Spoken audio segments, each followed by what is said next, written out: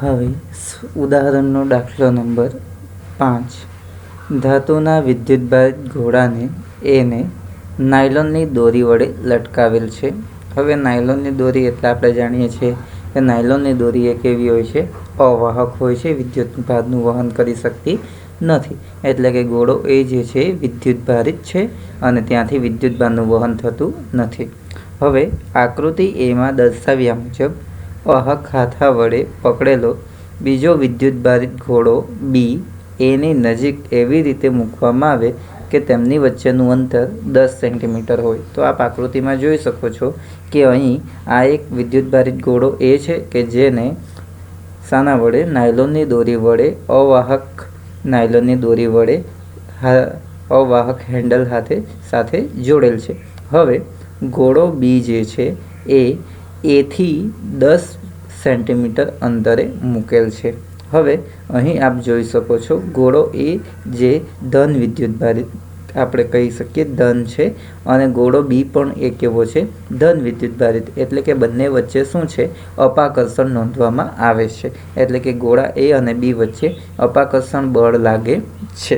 હવે ઘોડા એ અને બીને સી અને ડીના સંપર્કમાં લાવવામાં આવે છે. તો આપ આકૃતિ બીમાં જોઈ શકો છો અહીં ઘોડા એને સીના સંપર્કમાં લાવવામાં આવે છે અને ઘોડા બીને ઘોડા ડીના સંપર્કમાં લાવવામાં આવે છે.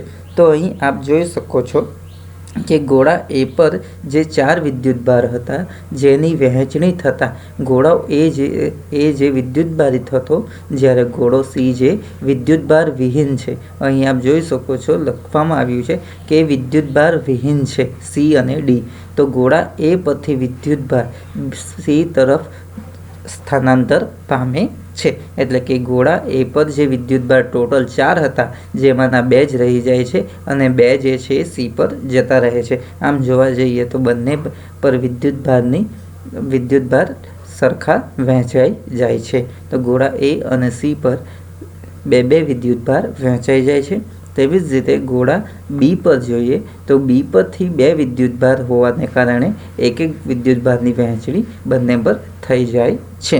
હવે આપણે સી અને ડીને બી અને એથી દૂર કરી તેમની વચ્ચે જો 5 સેન્ટીમીટરનું અંતર રાખવામાં આવે, એટલે કે હવે વિદ્યુતભાર જોઈએ તો શરૂઆતમાં 4 હતા અને થઈ ગયા કેટલા? 2 એ પર. અને તેવી જ રીતે બી પર પણ હતા કેટલા? 2 હતા અને અંતે કેટલા થઈ જાય છે? 1. અને તેમની વચ્ચેનું અંતર જો અડધું એટલે કે 5 સેન્ટીમીટર કરવામાં આવે તો હવે આ ઘોડા એ અને બી વચ્ચે કેટલું અપાકર્ષણ બળ લાગે એની આપણે ગણતરી કરવા કીધી છે. અને ઘોડા એ અને સી તથા બી અને ડીના પરિમાણ કેવા છે? આપ્યા છે સરખા. હવે એ અને બી વચ્ચે અંતરની સરખામણીએ પરિણામને અવગણો એમ કહેવામાં આવ્યું છે. એટલે કે અહીં આપણે એ અને બી વચ્ચે અંતે કેટલું બળ લાગે છે એની ગણતરી કરવા કીધી છે. તો હવે આપ જોઈ શકો છો આ શરૂઆતની સ્થિતિ, ત્યારબાદની સ્થિતિ અને જે આ કન્ડિશનમાં આપણને વિદ્યુત બળની ગણતરી કરવા કીધી છે. તો હવે સૌપ્રથમ તો આપણે જોઈએ, ધારો કે ઘોડા એ પર વિદ્યુતભાર જે છે એ જે છે સ્મોલ ક્યુ જેટલો છે તથા ઘોડા બી પર વિદ્યુતભાર ધારો કે એ કેટલો છે? ક્યુ ડેશ છે. અને તેમની વચ્ચેનું જે અંતર જે છે આર બરાબર આપણે લઈ લઈએ 10 સેન્ટીમીટર. તો જો ઘોડા એ પરનો વિદ્યુતભાર ક્યુ અને બી પર જો ક્યુ ડેશ હોય, અંતર જો આર હોય તો વિદ્યુત બળ એફ બરાબર આપણું સૂત્ર 1/4πε0 ક્યુ ડેશના છેદમાં r². હવે જો ઘોડા એને સીના સંપર્કમાં લાવવામાં આવે તો વિદ્યુતભારની વહેંચણી થતાં જો ઘોડા એ પર જો વિદ્યુતભાર ક્યુ હોય તો સીના સંપર્કમાં આવતા બંને પર વિદ્યુતભારની વહેંચણી થતાં એ પરિણામે અડધા ભાગે વહેંચાઈ જશે. એટલે કે જો ક્યુ વિદ્યુતભાર હતો તો એ કેટલો થઈ જશે? Q/2. અને સી પર પણ વિદ્યુતભાર Q/2 જેટલો થઈ જશે. તેવી જ રીતે બીને પણ ડીના સંપર્કમાં લાવવામાં આવતા વિદ્યુતભાર અડધો થવાને પરિણામે બંને પર Q'/2 જેટલો વિદ્યુતભાર થઈ જશે. હવે જો બંને વચ્ચે 5 સેન્ટીમીટર અંતર એટલે કે શરૂઆતનું અંતર જે હતું એ આપણું 10 અને ત્યારબાદનું અંતર 5 સેન્ટીમીટર એટલે કે 10નું અડધું 5 એટલે કે આપણે લખી શકીએ r/2 અંતરે મૂકતા લાગતું વિદ્યુત બળ. તો વિદ્યુત બળ F ડેશ, નવું લાગતું વિદ્યુત બળ F ડેશ 1/4πε0, A પરનો વિદ્યુત ભાર q/2 અને B પરનો વિદ્યુત ભાર q'/2 ના છેદમાં અંતર પણ r/2 આખાનો વર્ગ. પરિણામે આપ જોઈ શકો છો r2 એટલે કે આ 2 વાર 2 છે અને અહીં નીચે 2નો વર્ગ છે.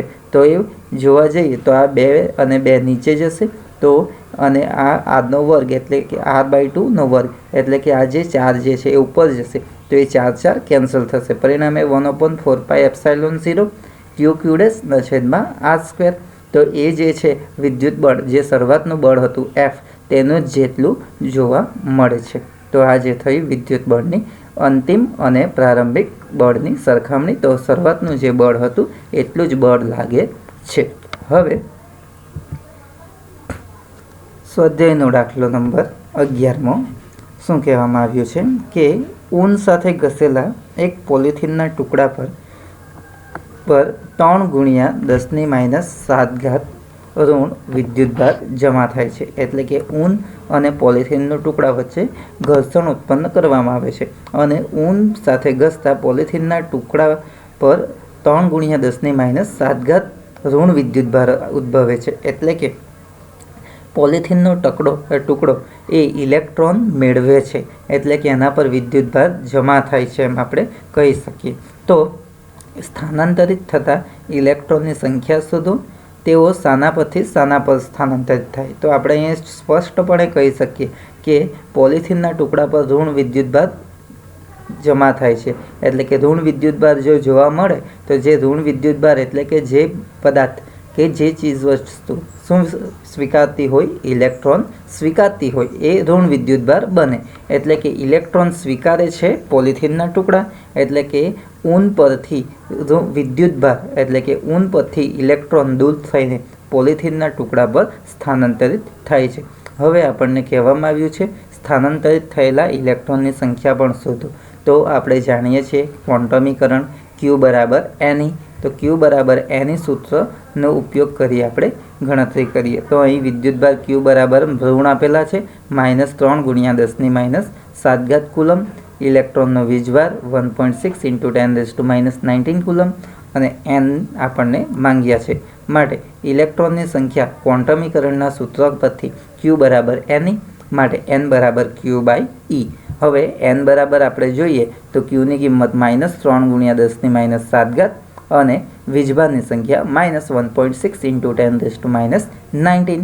પરિણામે પોલિથીન પર ઋણ વિદ્યુતભાર હોવાથી ઘર્ષણ દરમિયાન ઊન પરથી પોલિથીન પર ઇલેક્ટ્રોન જમા થાય છે. હવે બીજું, ઊનથી પોલિથીન તરફ દળનું સ્થાનાંતર થયેલ છે. હા, તો આપણે જાણીએ છીએ કે ઊનથી પોલિથીન તરફ ઇલેક્ટ્રોન ગતિ કરી જમા થાય છે. તો ઇલેક્ટ્રોન જો પોલિથીન પર આવતા હોય તો આપણે જાણીએ છીએ કે એક ઇલેક્ટ્રોન જો આવે તો 9.11 × 10⁻31 kg જેટલું દળ આવે. પરિણામે આપણે લખી શકીએ કે ઇલેક્ટ્રોનનું દળ Me = 9.1 × 10⁻31 kg હોવાથી ટ્રાન્સફર થયેલા ઇલેક્ટ્રોનનું દળ, એક જો ઇલેક્ટ્રોન હોય તો કેટલું 9.1 × 10⁻31. અહીં આવે છે કેટલા n ઇલેક્ટ્રોન. તો n ઇલેક્ટ્રોનની સંખ્યા જે આપણને મળે એને આપણે ઇલેક્ટ્રોનના દળ વડે ગુણવામાં આવે. તો અહીં જે આન્સર જે મળે છે એ જે મળે છે 1.875 × 10⁻12 જેટલા ઇલેક્ટ્રોન અને આ ઇલેક્ટ્રોનનું દળ 9.1 × 10⁻31. પરિણામે જે આપણને મૂલ્ય મળે છે 1.706 × 10⁻18 kg જેટલું દળ વધે છે. તો આમ કહી શકીએ છીએ કે ઊનથી પોલિથીન તરફ ઇલેક્ટ્રોન આવતા પોલિથીનનું દળમાં 1.706 × 10⁻18 kg જેટલો વધારો થશે. હવે સ્વાધ્યાયનો દાખલો 12માં કહેવામાં આવ્યું છે એ ભાગમાં કોપરના અલગ કરેલા 2 ગોળાઓ A અને Bના કેન્દ્રો વચ્ચેનું અંતર 50 સેન્ટીમીટર છે. જો દરેક પરનો વિદ્યુતભાર 6.5 × 10⁻⁷ હોય તો તેમની વચ્ચે પરસ્પર લાગતું અપાકર્ષણ બળ શોધો। તો અહીં આપણે જોઈએ છીએ કે દરેક ગોળા પરનો વિદ્યુતભાર બંને ગોળા પરનો 6.5 × 10⁻⁷ કુલમ હોય, એટલે કે બંને જે છે એ સજાતીય વિદ્યુતભારો છે, તો તેમની વચ્ચે અપાકર્ષણ બળ કમ્પલસરી લાગે છે। તો તેમની વચ્ચે જે કમ્પલસરી અપાકર્ષણ બળ જે ઉદ્ભવે છે એની આપણે ગણતરી કરવા કીધી છે, અને એ અને બી વચ્ચેના અંતરની સરખામણીએ તેમની ત્રિજ્યાઓને અવગણી શકાય છે। તો હવે અહીં આપણને માંગવામાં આવ્યું છે કે જોઈએ તો તેમની વચ્ચે કેટલું અપાકર્ષણ બળ ઉદ્ભવે છે। તો Q1 અને Q2 બરાબર બંને સરખા છે 6.5 × 10⁻⁷ કુલમ। તેમની વચ્ચેનું અંતર જે છે કેટલું છે 50 સેન્ટીમીટર। હવે SI સિસ્ટમ મુજબ આપણે કોઈ પણ અંતર માપીએ છીએ મીટરમાં, પરિણામે એ જે છે 0.50 મીટર, કેની કિંમત 9.19 × 10⁹ ન્યૂટન મીટર સ્ક્વેર પર ન્યૂટન પર મીટર સ્ક્વેર કુલમ સ્ક્વેર, અને તેમની વચ્ચેનું માંગેલું છે આપણને વિદ્યુત બળ। તો હવે બળ F બરાબર આપણું સૂત્ર જે છે KQ1Q2/r²। હવે KQ1Q2/r², તો Kની કિંમત 9 × 10⁹ 6.5 × 10⁻⁷ Q1ની કિંમત, અને Q2ની કિંમત પણ 6.5 × 10⁻⁷, એટલે કે પરિણામે આપણે અહીં લખ્યું છે બંનેનો વર્ગ ના છેદમાં અંતરનો વર્ગ, તો અંતરનો વર્ગ 0.50 એટલે કે 0.5 નો વર્ગ, પરિણામે આપણને જે વિદ્યુત બળ જે મળે છે 1.5121 × 10⁻² ન્યૂટન જેટલું બળ લાગે છે। હવે બીજું, જો આ દરેક ગોળા પરનો વિદ્યુતભાર બમણો કરવામાં આવે અને તેમની વચ્ચેનું અંતર અડધું કરવામાં આવે તો કેટલું અપાકર્ષણ બળ લાગે। એટલે કે આપણે જોઈએ તો દરેક ગોળા પરનો વિદ્યુતભાર કેટલો કરવામાં આવે છે બમણો, એટલે કે આપણે જોઈએ તો બમણો કરવામાં આવે અને અંતર અડધું કરવામાં આવે। તો આપ જોઈ શકો છો કે વિદ્યુતભારને આપણે બમણો કરીએ એટલે કે સૂત્રમાં Q1ની કિંમત આપણે જોઈએ 2Q1 અને Q2ની કિંમત પણ 2Q2 ના છેદમાં અંતર અડધું એટલે કે r/2 આખાનો વર્ગ કરવામાં આવે। તો હવે આપ જોઈ શકો છો તો આ 2 અને આ 2 એટલે કે 4 ના છેદમાં આ જે 4 એટલે કે 2 નો વર્ગ 4 જે નીચેથી ઉપર જતા એટલે કે 4 × 4 16, અને KQ1Q2/r², એટલે કે શરૂઆતના બળ જે હતા તેના કરતાં 16 ગણું બળ વધુ જોવા મળે છે। તો આપણે કહી શકીએ કે 16 ગણું બળ વધુ જોવા મળે છે શરૂઆત કરતાં, પરંતુ એ બળનું મૂલ્ય એકચ્યુઅલ કેટલું હશે? તો શરૂઆતનું બળ જો જોવા જઈએ તો એ કેટલું છે 1.512 × 10⁻² ન્યૂટન ગુણ્યા 16, એટલે કે પરિણામે આપણને જે બળ મળે છે 0.24 ન્યૂટન જેટલું અપાકર્ષણ બળ લાગે એમ આપણે કહી શકીએ છીએ। હવે સ્વાધ્યાયનો દાખલો નંબર 1.212 માના બે ગોળાઓને એક સમાન માપના છે। હવે તેમની વચ્ચે તેવો જ બીજો વિદ્યુતભાર વિહીન ગોળો તેમની વચ્ચે સંપર્કમાં લાવવામાં આવે, ત્યારબાદ બીજા ગોળાના સંપર્કમાં લાવવામાં આવે તો તેમને બંનેથી દૂર પછી કરી એ અને બી વચ્ચેનું નવું અપાકર્ષણ બળ કેટલું થશે। તો હવે અહીં આપણે જોઈએ તો ગોળો એ અને બી વચ્ચે ધારી લઈએ, ધારો કે વિદ્યુતભાર કેટલો છે Q છે। આપણે જોયું છે કે અહીં વિદ્યુતભારનું મૂલ્ય છે આપણા પાસે, પરંતુ હમણાં આપણે ધારી લઈએ કે એ અને બી વચ્ચે વિદ્યુતભાર Q છે। હવે જે Qનું મૂલ્ય કેટલું છે તો 6.5 × 10⁻⁷, જેની કિંમત આપણને સ્વાધ્યાયના દાખલા નંબર 12માં આપી છે। હવે જો ગોળા એને વિદ્યુતભારિત છે, જેને વિદ્યુતભાર વિહીન ગોળા Cના સંપર્કમાં લાવવામાં આવે તો બંને વચ્ચે વિદ્યુતભારની વહેંચણી થતાં ગોળા A પર વિદ્યુતભાર Q/2 થશે, તેવી જ રીતે C પર Q/2 જેટલો વિદ્યુતભાર જમા થશે।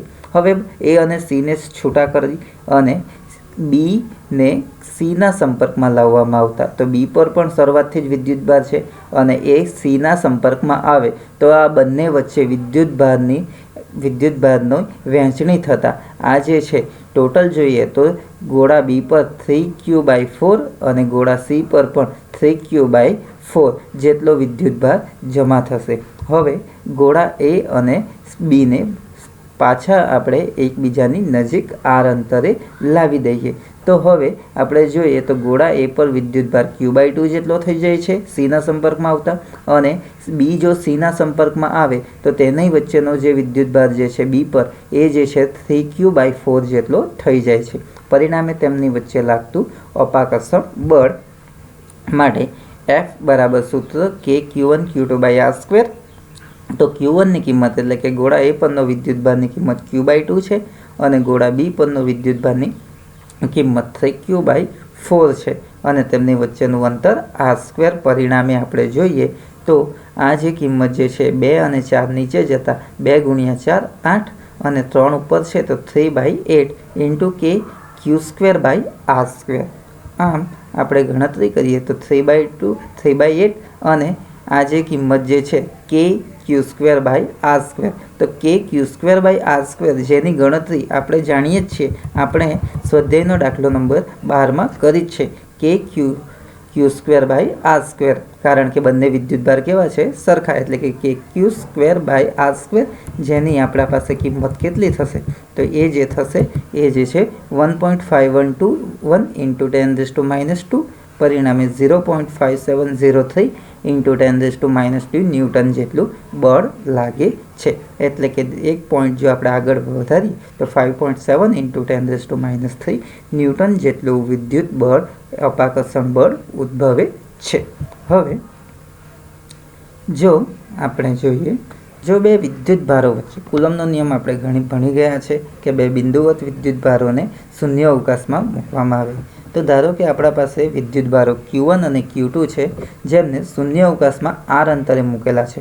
હવે આ જે શૂન્ય અવકાશ જે છે તો શૂન્ય અવકાશમાં વિદ્યુતભાર Q1 અને Q2 સમાન છે, જેને આપણે 1 કુલમ લઈએ તો તેમની વચ્ચે લાગતું બળ માટે આપણે સૂત્ર શું? F બરાબર KQ1Q2/r². હવે જો Q1 અને Q2 બંનેની કિંમત સરખી 1 કુલમ લઈએ અને અંતર જો 1 મીટર લઈએ તો ઉદ્ભવતું બળ 9 × 10⁹ ન્યૂટન જેટલું થાય છે. આ MCQમાં મોસ્ટ ઇમ્પોર્ટન્ટ સવાલ છે. હવે આજે આપણે જોઈએ તો તેમની જો વિદ્યુતભારો 1 કુલમ હોય અને તેમની વચ્ચેનું અંતર 1 મીટર હોય તો તેમની વચ્ચે ઉદ્ભવતું વિદ્યુત બળ 9 × 10⁹ ન્યૂટન જેટલું છે. હવે જો વિદ્યુતભારોને શૂન્ય અવકાશને બદલે કોઈ અવાહક માધ્યમમાં r અંતરે મૂકવામાં આવે તો સમીકરણમાં જે આપણે 1/4πε0 એટલે કે ε0 ની કિંમત, એને કે આપણે શૂન્ય અવકાશની પરમિટિવિટી કહીએ, એના બદલે જો અવાહક કોઈ બીજા માધ્યમમાં મૂકવામાં આવે તો ε0 ને બદલે એપ્સાઇલોન લેવામાં આવે, જ્યાં એપ્સાઇલોન એ માધ્યમની પરમિટિવિટી આપણે કહી શકીએ. પરિણામે દાખલા તરીકે આપણે જો વિદ્યુતભારોને જો રેતીમાં મૂકવામાં આવે તો રેતી એક એવું છે અવાહક વિદ્યુતભારનું વહન કરી શકતું નથી તેવું અવાહક માધ્યમ છે, એટલે કે આપણે એને કહી શકીએ ડાઇલેક્ટ્રિક માધ્યમ. તેવી જ રીતે શુદ્ધ પાણીમાંથી આપણે વિદ્યુત પ્રવાહ પસાર કરી શકતા નથી, તે પણ માધ્યમ કેવું થયું કહેવાય તો એ જે છે ડાઇલેક્ટ્રિક માધ્યમ કહી શકીએ. તેવી જ રીતે આપણે જોવા જઈએ તો કાચ, રેતી બરાબર છે એ ડાઇલેક્ટ્રિક માધ્યમ છે. સિરામિક એ પણ ડાઇલેક્ટ્રિક માધ્યમ છે. તો એવા માધ્યમમાં જો આપણે બે વિદ્યુતભારો મૂક્યા હોય તો તેમની વચ્ચે જો પરમિટિવિટી, તો તે માધ્યમની પરમિટિવિટી આપણે જાણવી જોઈએ. પરિણામે જો કોઈ માધ્યમમાં મૂકવામાં આવે તો લાગતું વિદ્યુત બળ એટલે કે વિદ્યુત બળ માધ્યમ માટે 1/4πε0 ની જગ્યાએ આપણે એપ્સાઇલોન મૂકવું પડે જો શૂન્ય અવકાશ ન હોય અને બીજું કોઈ અવાહક માધ્યમ હોય અને Q1 Q2/r². હવે શૂન્ય અવકાશમાં લાગતું બળ F0 એટલે કે F0 1/4πε0 Q1 Q2/r². તો હવે વિદ્યુત બળ અને માધ્યમનું બળ એ બંને એટલે કે શૂન્ય અવકાશનું વિદ્યુત બળ અને માધ્યમનું વિદ્યુત બળ બંનેનો જો ગુણોત્તર લેવા જઈએ તો એપ્સાઇલોનના છેદમાં ε0 એટલે કે εr એટલે કે રિલેટિવ પરમિટિવિટી, એટલે કે એને આપણે કહી શકીએ માધ્યમની સાપેક્ષે પરમિટિવિટી, અને તેને કહીએ આપણે K એટલે કે ડાઇલેક્ટ્રિક અચળાંક માટે Fm બરાબર F0ના છેદમાં K, જેને આપણે ડાઇલેક્ટ્રિક અચળાંક કહીએ છીએ. ઓકે, જો આ વિડીયો લેક્ચર તમને ગમ્યો હોય તો આ વિડીયો લેક્ચરને લાઈક કરો, કમેન્ટ કરી શકો છો। અને તમને લગતા ફિઝિક્સને લગતા અને કોઈ પણ વિડીયો લેક્ચરને લગતા કોઈ પણ ક્વેશ્ચન હોય તો તમે કમેન્ટ કરી શકો છો, અથવા તો તમે જે કંઈ મૂંઝવતા પ્રશ્નો હોય એ મને ડાયરેક્ટ પણ પૂછી શકો છો।